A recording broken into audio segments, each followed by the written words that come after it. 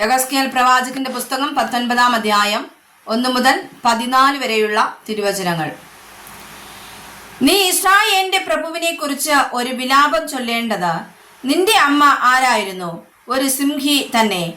അവൾ സിംഹങ്ങളുടെ ഇടയിൽ കിടന്ന് തന്റെ കുട്ടികളെ ബാലസിംഹങ്ങളുടെ ഇടയിൽ വളർത്തി. അവൾ തന്റെ കുട്ടികളിൽ ഒന്നിനെ വളർത്തി. അത് ഒരു ബാലസിംഹമായി തീർന്നു. അത് ഇര തേടിപ്പിടിപ്പാൻ ശീലിച്ചു, മനുഷ്യരെ തിന്നുകളഞ്ഞു. ജാതികൾ അവന്റെ വസ്തുത കേട്ടു, അവരുടെ കുഴിയിൽ അവൻ അകപ്പെട്ടു. അവർ അവനെ കൊളുത്തിട്ട് മിസ്രയീം ദേശത്ത് കൊണ്ടുപോയി.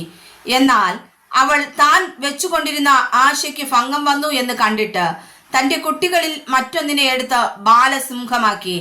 അവനും സിംഹങ്ങളുടെ ഇടയിൽ സഞ്ചരിച്ചു, ബാലസിംഹമായി തീർന്നു. ഇര തേടിപ്പിടിപ്പാൻ ശീലിച്ചു, മനുഷ്യരെ തിന്നുകളഞ്ഞു. അവൻ അവരുടെ രാജധാനികളെ അറിഞ്ഞു, അവരുടെ പട്ടണങ്ങളെ ശൂന്യമാക്കി. അവന്റെ ഗർജനം ഹേതുവായി ദേശവും അതിലുള്ളതൊക്കെയും ശൂന്യമായി പോയി. അപ്പോൾ ജാതികൾ ചുറ്റുമുള്ള സംസ്ഥാനങ്ങളിൽ നിന്ന് അവന്റെ നേരെ വന്ന് അവന്റെ മേൽ വല വീശി. അവൻ അവരുടെ കുഴിയിൽ അകപ്പെട്ടു.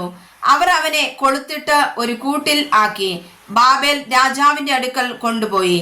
ഇനി അവന്റെ നാദം ഇസ്രായേൽ പർവ്വതങ്ങളിൽ കേൾക്കാതെ ഇരിക്കേണ്ടതിന് അവർ അവനെ ദുർഗങ്ങളിൽ കൊണ്ടുപോയി.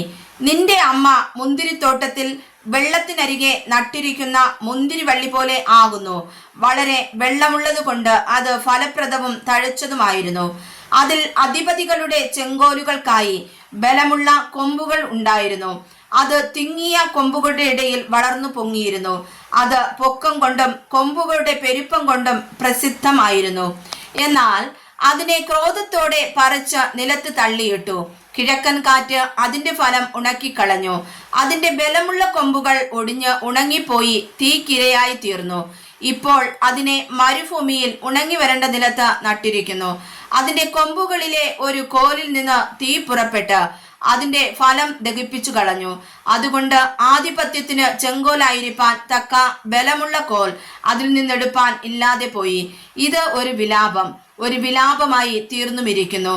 വായിച്ചതായ തിരുവചനങ്ങളാൽ കർത്താവ് നമ്മെ ഏവരെയും സമൃദ്ധമായി അനുഗ്രഹിക്കുമാറാകട്ടെ. ആമേൻ.